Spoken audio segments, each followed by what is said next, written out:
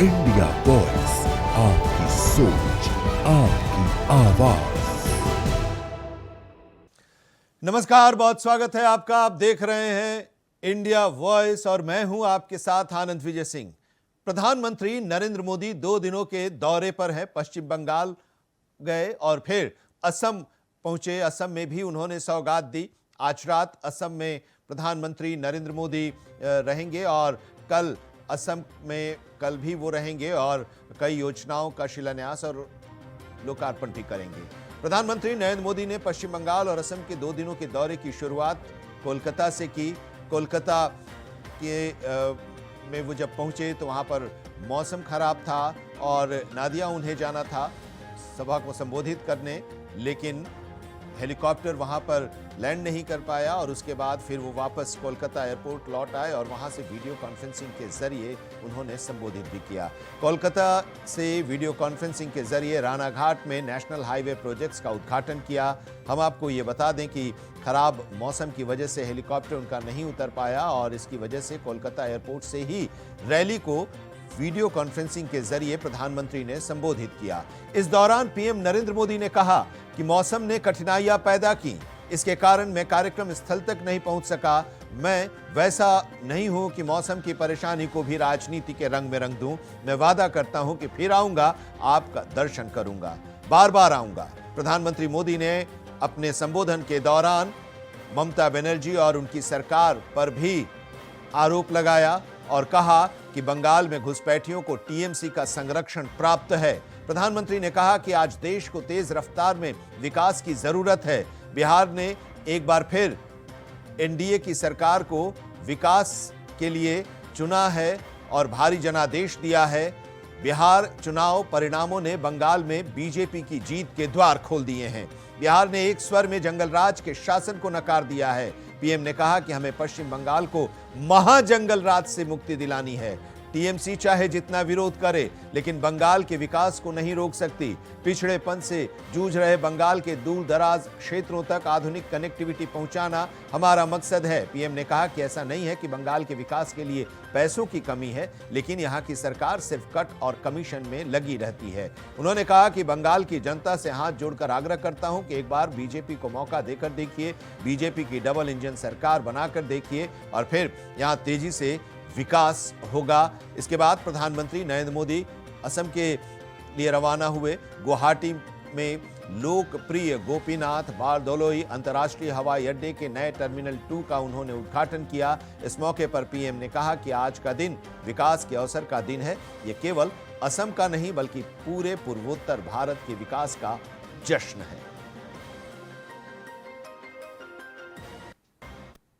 कांग्रेस 6-7 दशक तक जो गलतियां करती रही और मोदी एक एक करके उसको सुधार रहा है। मोदी कहता है कांग्रेस वाले नॉर्थ ईस्ट जाए या न जाए, मुझे तो नॉर्थ ईस्ट और असम आते ही अपने लोगों के बीच होने का एहसास होता है। मोदी के लिए असम का विकास ये जरूरत भी है, जिम्मेदारी भी है और इसकी जवाबदेही भी है। और इसलिए साथियों, बीते 11 वर्षों में असम और नॉर्थ ईस्ट के लिए लाखों करोड़ रुपयों की विकास परियोजनाएं शुरू हुई है। आज असम आगे भी बढ़ रहा है और नए कीर्तिमान भी गढ़ रहा है। मुझे जानकर अच्छा लगा कि असम भारतीय न्याय संहिता लागू करने में देश में नंबर 1 राज्य बना है। असम ने 50 लाख से ज्यादा स्मार्ट प्रीपेड मीटर लगाकर भी एक नया रिकॉर्ड बनाया है। कांग्रेस के समय में असम में बिना पर्ची, बिना खर्ची के सरकारी नौकरी मिलना असंभव था। लेकिन आज यहां हजारों युवाओं को बिना पर्ची बिना खर्ची नौकरी मिल रही है।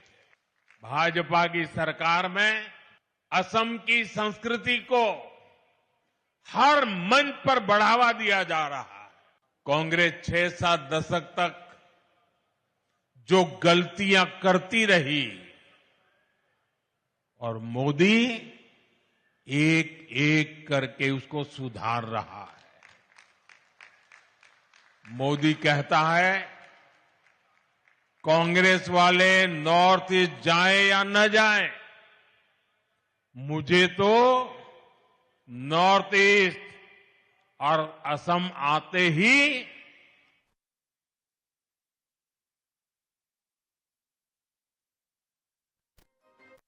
आज देश तेज विकास चाहता है। आपने देखा है पिछले महीने ही बिहार ने विकास के लिए फिर से एनडीए सरकार को प्रचंड जनादेश दिया है। बिहार में भाजपा एनडीए की प्रचंड विजय के बाद मैंने एक बात कही थी। मैंने कहा था गंगा जी बिहार से बहते हुए ही बंगाल तक पहुंचती है, तो बिहार ने बंगाल में भाजपा की विजय का रास्ता भी बना दिया है।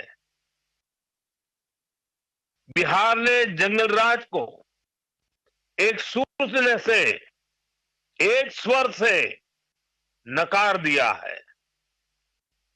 20 साल बाद भी भाजपा एनडीए को पहले से भी अधिक सीटें दी हैं। अब पश्चिम बंगाल में जो महाजंगल राज चल रहा है उससे हमें मुक्ति पानी है, और इसलिए पश्चिम बंगाल कह रहा है, पश्चिम बंगाल का बच्चा बच्चा कह रहा है, पश्चिम बंगाल का हर गांव, हर शहर, हर गली, हर मोहल्ला कह रहा है बाजते छाई बीजेपी ताई। मोदी आपके लिए बहुत कुछ करना चाहता है। पश्चिम बंगाल के विकास के लिए मोदी पूरी ताकत से अपने आप को समर्पित करके काम करना चाहता है। पश्चिम बंगाल के विकास के लिए न पैसे की कमी, न इरादों की और न योजनाओं की, लेकिन यहां ऐसी सरकार है जो सिर्फ कट और कमीशन में लगी रहती है। और अगली खबर की ओर रुख करते हैं। वीबीजी रामजी विधेयक के पारित होने के बाद राजनीतिक बयानबाजी अब तेज हो गई है। इस नए विधेयक को लेकर बीजेपी और विपक्ष ने अपने अपने तर्क रखे हैं। बीजेपी नेताओं का कहना है कि यह बिल ग्रामीण विकास को नई गति देगा और रोजगार के बेहतर अवसर उपलब्ध कराएगा। उनका दावा है कि यह योजना मनरेगा की तुलना में अधिक प्रभावी और पारदर्शी होगी। वहीं विपक्ष ने इस विधेयक पर सवाल उठाते हुए कहा कि सरकार मनरेगा जैसे एक जन कल्याणकारी कार्यक्रम को कमजोर करने की कोशिश कर रही है। विपक्ष का आरोप है कि नए बिल में मजदूरों के अधिकार और रोजगार की गारंटी स्पष्ट नहीं है। विधेयक को लेकर सदन के अंदर और बाहर जमकर हंगामा हुआ। दोनों सदनों से यह विधेयक पास हो गया है और सदन के बाहर विपक्ष इसको लेकर अपना विरोध जारी रखे हुए है। विकसित भारत जी राम जी का नया विधेयक आया है। इसमें मनरेगा के मुकाबले 100 दिनों की बजाय 125 दिन की रोजगार गारंटी की व्यवस्था की गई है। इसके अतिरिक्त जो धन का आवंटन है, जो कांग्रेस के रिजीम में केंद्र के द्वारा 30-35 हजार करोड़ रुपए से ज्यादा नहीं दिया जाता था, हमारे टाइम में 65,000 दिया जा रहा था कोविड के दौर को छोड़कर, अब 1,51,000 करोड़ रुपए का आवंटन है, जिसमें 95,000 करोड़ रुपए तो केंद्र दे रहा है, शेष राज्यों को दिया गया है। राज्यों को इसलिए दिया गया है कि राज्य अपने हिसाब से फ्लेक्सिबिलिटी कर सके। इसके अतिरिक्त उसमें 4 कैटेगरीज बनाई गई हैं काम करने की, जिसमें एक जल संसाधन का है, एक आजीविका निर्माण का है, एक अगर कोई प्राकृतिक आपदाएं आती हैं, बाढ़ या उस ढंग की, उन चीजों से बचाव के लिए है। और फिर जो कंस्ट्रक्शंस होंगे उनको ऐसा नहीं कि लोकल स्तर पर तय नहीं होगा, लोकल स्तर पर ही तय होगा, पर उनके पास जिले और प्रदेश की पूरी जानकारी होगी ताकि वो अपने गांव की बेहतर प्लानिंग कर सकें। तो मुझे लगता है कि एक क्रांतिकारी कार्य है जो ग्रामीण क्षेत्र में जो रोजगार के अवसर हैं उनको अधिक युक्ति संगत बनाएगा और विकास के साथ बेहतर उसका कोऑर्डिनेशन या संयोजकत्व होगा। उत्तराखंड देश से बाहर है क्या? इस देश में पार्लियामेंट ने जो कानून पास किए उसको लागू करना तो राज्य का विषय है ना, राज्य को लागू करना है। वो गरीब लोगों को पैसा देना चाहते हैं कि नहीं देना चाहते हैं, ये उनका बड़ा सवाल है। नरेगा में भ्रष्टाचार है कि नहीं, सर्वे करा ले। पूरी दुनिया उठकर कहेगी, पूरे भारतवर्षी कहेंगे, प्रत्येक पंचायत में, प्रत्येक गली में, प्रत्येक मोहल्ले में मिट्टी के नाम पर 4 ठेकेदार पैदा हो गए हैं, भ्रष्टाचार है। उस भ्रष्टाचार को रोकने के लिए हमने क्या कहा है? क्या बायोमेट्रिक जो है बायोमेट्रिक होगा, बिना बायोमेट्रिक के जो है हम किसी को पेमेंट नहीं करेंगे। तो जो कलकत्ता में बैठे हुए मजदूर हैं, जो मुंबई में बैठे हुए मजदूर हैं, या जो अपने इलाके में नहीं जाते हैं, वो घर में बैठे जो पैसा ले रहे थे वो खत्म हो गया। दूसरा हमने कहा है कि प्रत्येक जिले में लोकपाल होगा। लोकपाल यदि होगा तो वो जांच करेगा सभी जगह। बिल्कुल, हाँ। तीसरा क्या है कि मिट्टी की मापी पहले महीने भर में, 2 महीने में, 3 महीने में होती थी। बारिश का जब समय होता था तब मिट्टी की मापी होती थी। अब है कि 3 दिन के अंदर मिट्टी की मापी करिए, मतलब काटते जाइए मिट्टी को और मापी करते रहिए। इसके अलावा टोले मोहल्ले में रोड बनेगा कि नहीं बनेगा, दाह संस्कार के लिए स्मशान घाट जो है वो बनेगा कि नहीं बनेगा, आप आंगनबाड़ी केंद्र बनाइएगा कि नहीं बनाइएगा, आप विवाह भवन टाइप का बनाइएगा कि नहीं बनाइएगा, स्कूलों में व्यवस्था दे दीजिएगा कि नहीं। ये सारी चीजें जो है उसमें माननीय प्रधानमंत्री जी ने इसको परिवर्तन किया है। जहां तक महात्मा गांधी जी का सवाल है, महात्मा गांधी जी सबके दिल में अंकित है। महात्मा गांधी जी के नाम को कोई चाहकर भी नहीं मिटा सकता है।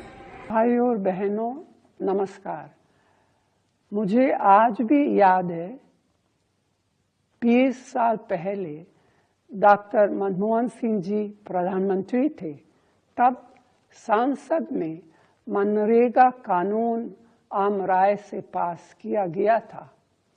ये ऐसा क्रांतिकारी कदम था जिसका फायदा करोड़ों ग्रामीण परिवारों को मिला, खासतौर पर वंचित, शोषित, गरीब और अति गरीब वर्ग के लोगों की रोजी रोटी का जरिया बना।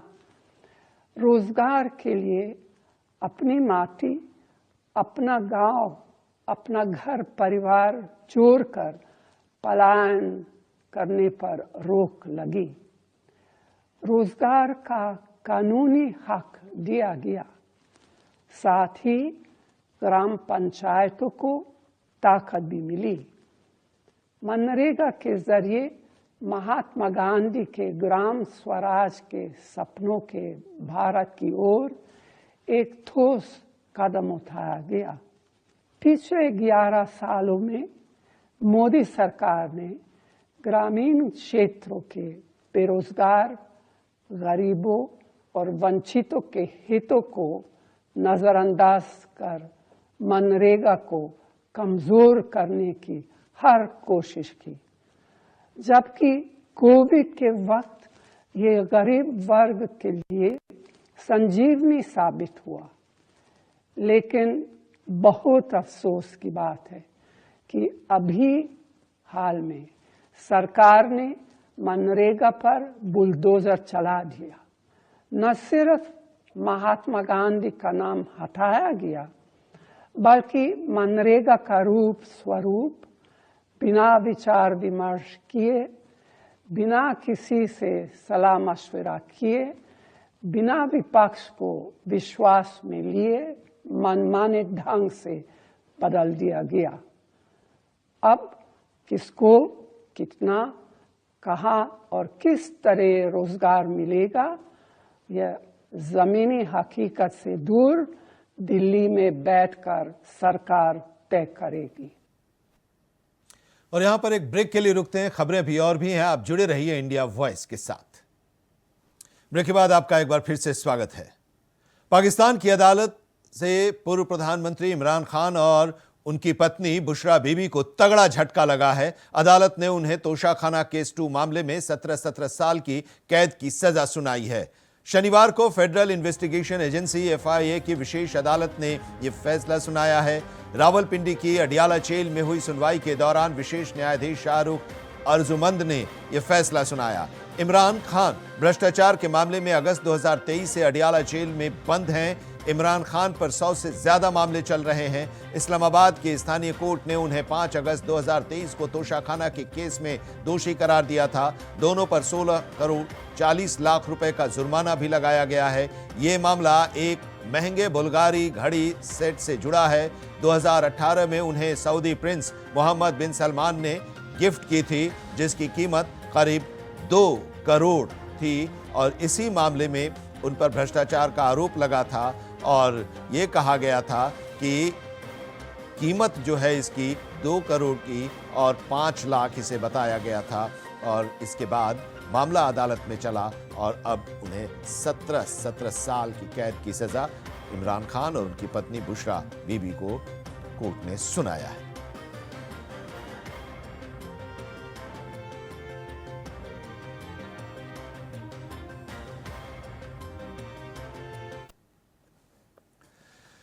और अब बात क्रिकेट की। अगले साल फरवरी में होने वाले T20 विश्व कप के लिए शनिवार को टीम इंडिया की घोषणा कर दी गई। भारत इस टूर्नामेंट में सूर्य कुमार यादव की अगुवाई में खेलने के लिए उतरेगा। T20 विश्व कप शुरू होने में अब 50 दिन से भी कम का समय शेष रह गया है और भारत इसमें खिताब का बचाव करने के लिए उतरेगा। इस टूर्नामेंट में चयन समिति के अध्यक्ष अजित अगरकर ने शनिवार को 15 सदस्यीय टीम घोषित कर दी है। T20 विश्व कप से पहले न्यूजीलैंड के खिलाफ भारत में जनवरी में होने वाली T20 सीरीज में भी ये टीम खेलेगी।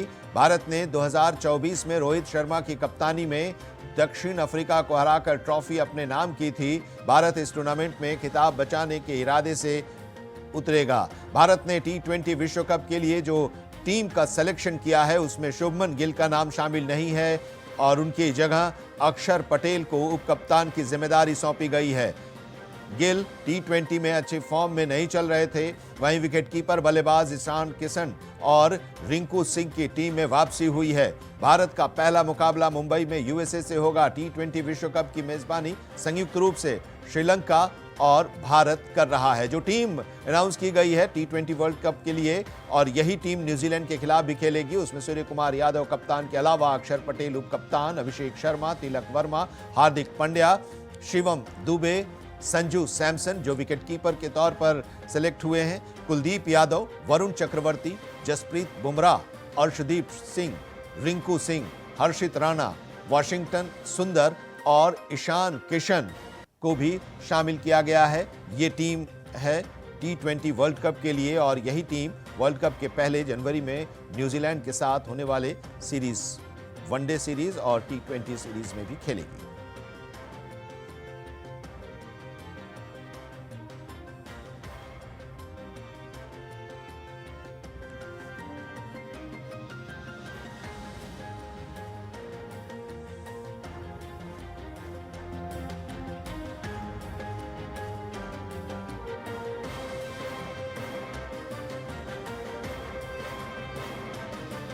इंडिया की घोषणा कर दी गई है। हार्दिक पांड्या, शिवम दुबे, संजू सैमसन विकेटकीपर हैं। 2 विकेटकीपर हैं इस बार टीम में। संजू सैमसन भी हैं और ईशान किशन भी हैं। संजू सैमसन विकेटकीपर के तौर पर खेलेंगे और वरुण चक्रवर्ती, जसप्रीत बुमराह, हर्षदीप सिंह टीम में होंगे।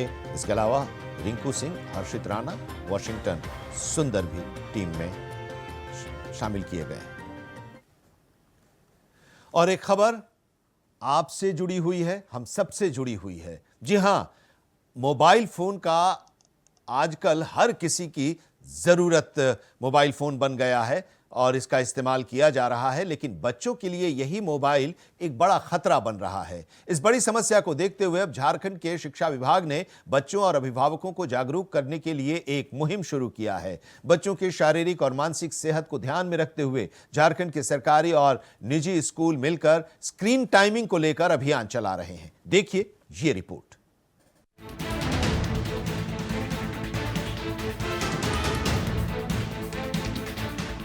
मोबाइल फोन का अधिक इस्तेमाल बच्चों की मानसिक सेहत पर सीधा असर डाल रहा है। स्क्रीन पर ज्यादा समय देने से बच्चों की एकाग्रता कमजोर होती जा रही है। बच्चे चिड़चिड़े और गुस्सैल हो रहे हैं और पढ़ाई से उनका ध्यान भटकने लगा है। इन्हीं गंभीर समस्याओं को देखते हुए झारखंड में स्कूलों ने खास पहल की है। कई स्कूलों में मोबाइल के दुष्प्रभाव को समझाने के लिए अलग काउंसलिंग पीरियड बनाए गए हैं, जहां बच्चों को स्क्रीन टाइम के नुकसान के बारे में समझाया जा रहा है। हम लोग ना स्कूल में अभी स्पेशली जूनियर स्टूडेंट्स को हम लोग क्लास भी दिया, मोबाइल का यूसेज कम करना है। फिर हमारा we have class assembly every week. So class assembly we have given the topic healthy habits for an online world. सो बच्चे ना वो इसके अनुसार असेंबली भी कंडक्ट किया, काउंसलिंग मैम भी है, बच्चे को पर्सनली काउंसलिंग भी किया।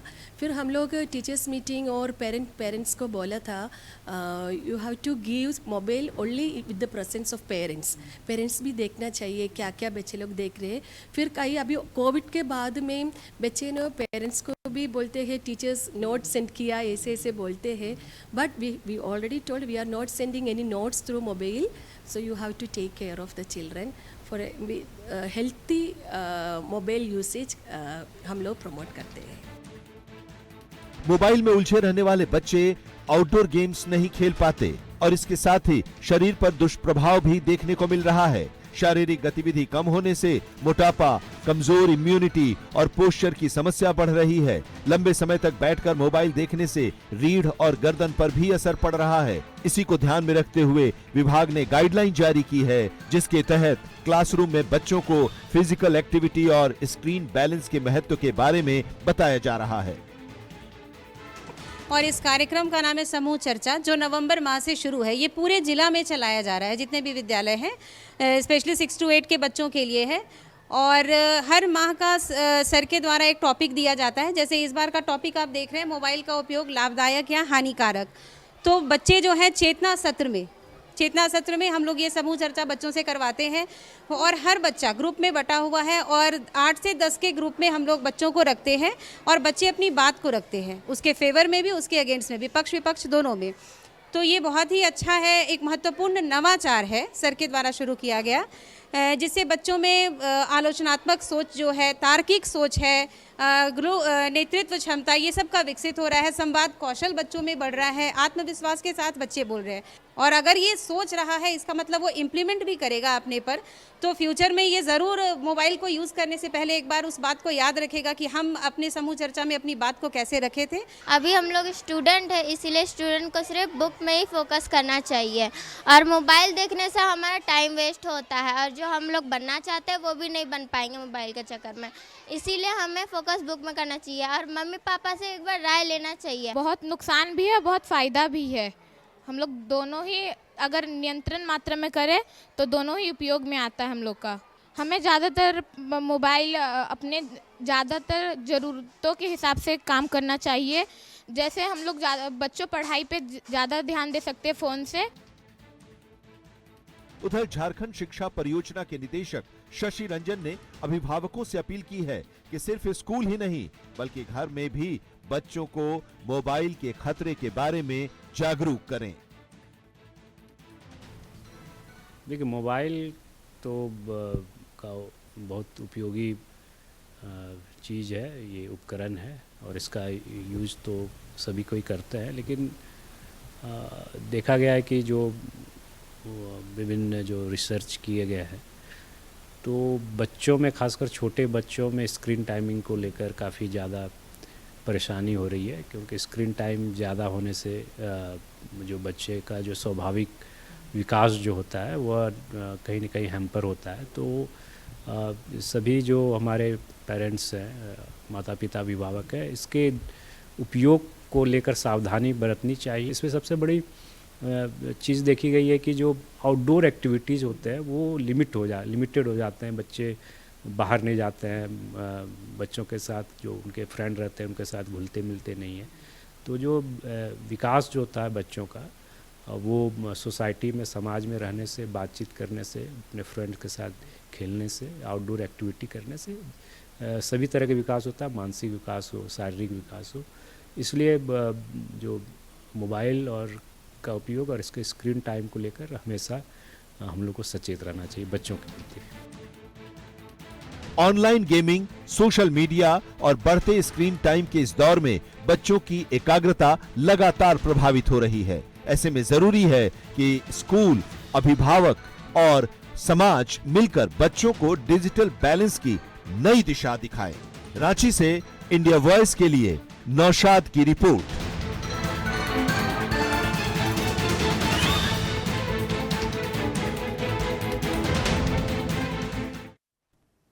और यहां पर एक ब्रेक के लिए रुकते हैं, लेकिन ब्रेक के बाद लौटेंगे तो बात उत्तराखंड की करेंगे, जहां पर एसआईआर को लेकर सियासत शुरू हो गई है।